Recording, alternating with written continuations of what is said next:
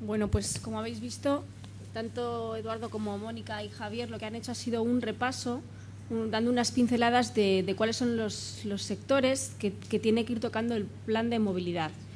Habréis visto que el objetivo fundamental y final es mejorar la calidad de vida de nuestra ciudad, haciéndola más habitable, y no solo por tener un ambiente más sano, más limpio de aires y de humos y de ruido, sino porque queremos recuperar el espacio público para el uso y disfrute de los ciudadanos. Ese sería el objetivo principal. El objetivo específico tal vez sea retirar vehículos a motor de la vía pública, o por lo menos disuadir de un uso abusivo del coche. Bueno, pues como veis, para ello hay que pasar por una serie de fases, hay que ir implementando una serie de herramientas a todos los niveles, redes para todos los modos de transporte, desde la bicicleta al transporte público urbano, ir a pie. Y bueno, eso es lo que os hemos querido trasladar, así que por supuesto estamos a vuestra disposición tanto ahora como en un futuro, y a través de nuestros técnicos o de nuestra página web, para que podáis conocer más detalles del plan que os puedan interesar. Y lo que ahora os pedimos es lo que os decía al principio, vuestras opiniones y vuestras dudas, porque un pilar fundamental de este plan de movilidad sostenible y espacio público es la participación ciudadana. Así que de lo que vosotros nos comentéis, de lo que nos trasladéis, podremos mejorar tanto el plan como la propia comunicación de este plan a Vitoria-Gasteiz. Así que tenéis también algo muy importante que hacer para favorecer este plan de movilidad sostenible de Vitoria-Gasteiz. Es vuestro turno, por tanto. Quería hacer otra pregunta. ¿También se potenciará el transporte público, una reducción de las tasas, o se potenciará simplemente por el aumento de las tasas de parking? O sea, no sé si me he explicado. ¿Se rebajará el precio del transporte público para potenciarlo, o simplemente al ser más caro el transporte privado se utilizará más el transporte público? Y la última pregunta era sobre la seguridad de los peatones en las zonas compartidas. Aparte de la velocidad, pues creo que también habría alguna medida estructural ahí que se necesitaría.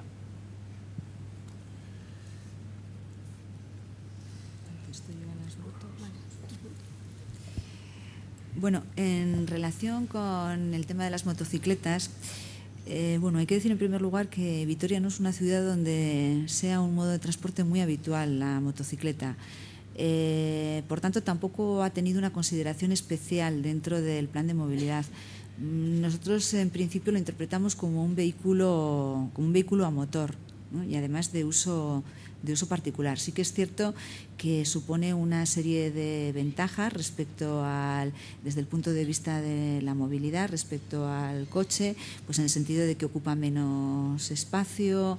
Tiene también algún tipo de disfunciones como la acústica, bueno, pues determinados tipos de contaminación.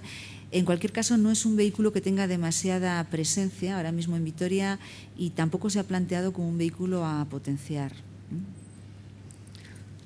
Sí, sobre el tema de los precios, claro, un plan como este tiene que tener otra característica, y es que de la que no hemos hablado, y es que tiene que ser sostenible también económicamente.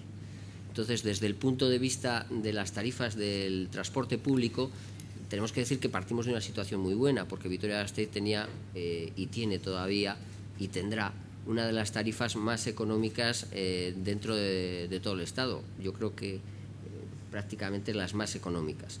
Pero hacer un esfuerzo como el que la ciudad se está planteando tiene que tener también una contrapartida de esfuerzo.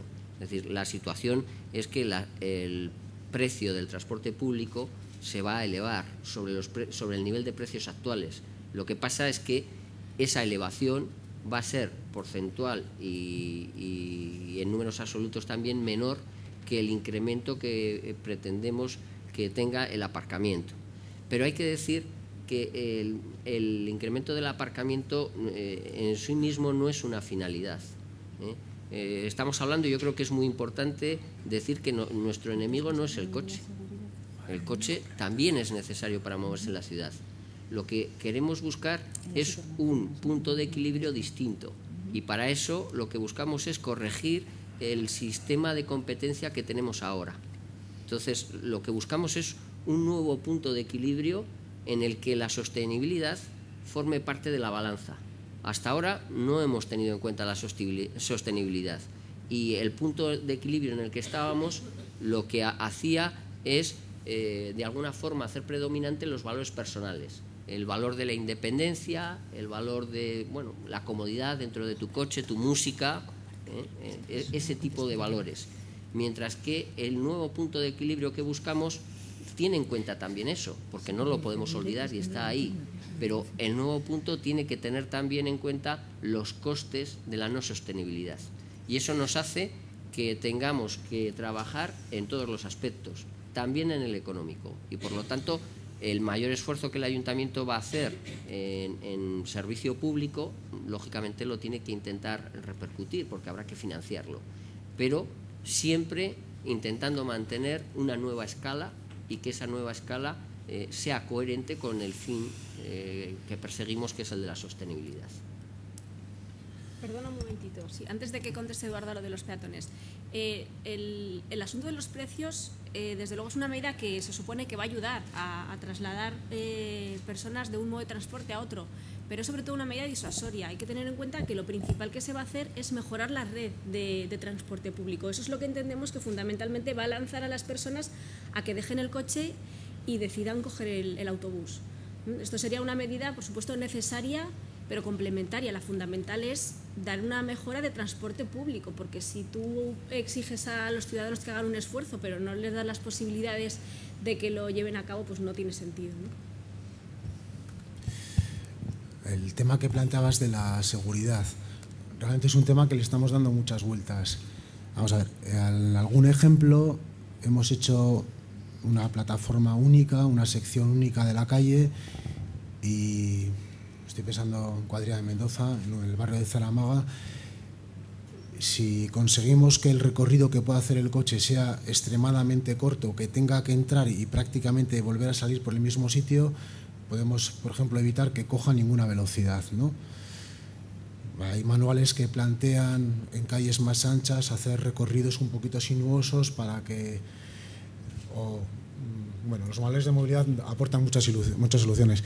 Vamos a ver, en otras calles estamos planteando efectivamente hacer plataforma única y dimensionar justo lo que necesitamos para que pase el automóvil. Es decir, si es una calle muy ancha, si ahora mismo tenemos 2 o 3 carriles, con un carril nos vale estrictamente para que nos funcione, y decimos, nos atrevemos a dejarlo sin más separado de ninguna manera, sin volardos ni nada, porque ahora decimos, ahora estamos haciendo nuestros primeros proyectos colocando volardos entre esa acera y esa sección muy reducida de calzada.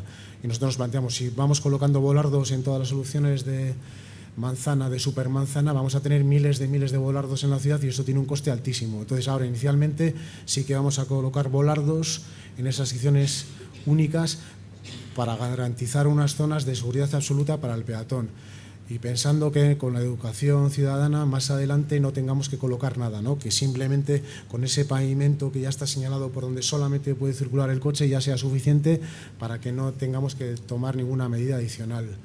Ojalá funcionase así, que simplemente con el hecho de que cuando el coche sale del vial principal, entra en la supermanzana, sube, ¿no?